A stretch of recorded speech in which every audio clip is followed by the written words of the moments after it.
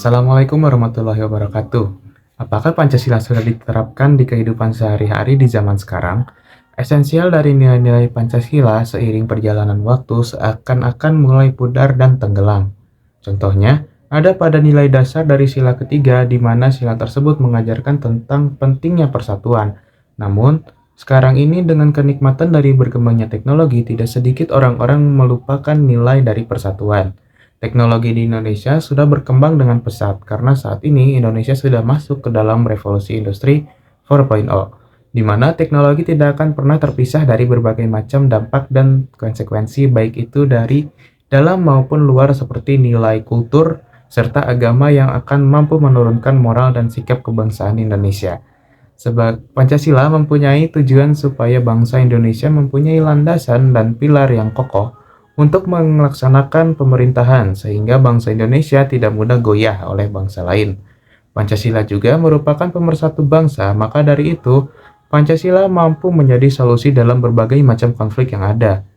Ada pendiri bangsa Indonesia menyatakan pendapatnya mengenai Pancasila, yaitu Insinyur Soekarno, di mana bangsa Indonesia harus terus berjuang hingga turun-temurun.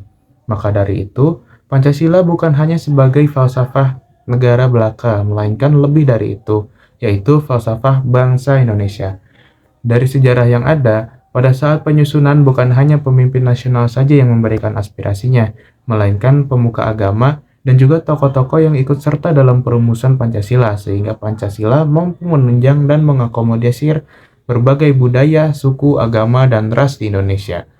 Dari tokoh-tokoh pemimpin masyarakat yang memperjuangkan kemerdekaan, Indonesia melewati jalan rintangan yang berat, tetapi tetap semangat dan pantang menyerah.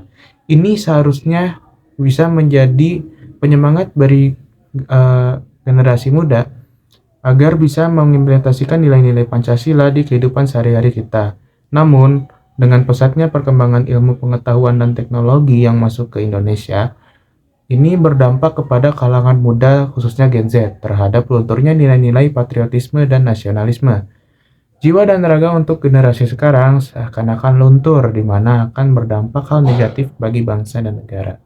Dengan demikian, Pancasila perlu ditetapkan pemasukannya secara mendalam di jenjang sekolah, terutama di perguruan tinggi, mata kuliah, agar mahasiswa memahami secara dalam mengenai makna Pancasila. Maka dari itu, perlu adanya upaya untuk penekanan untuk mengembalikan derajat dari Pancasila sebagai landasan kehidupan. Hal ini sangat penting karena sudah terlalu banyak kesalahpahaman tentang pemaknaan Pancasila sebagai dasar dari negara tersebut.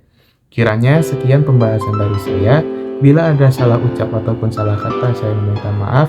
Wassalamualaikum warahmatullahi wabarakatuh.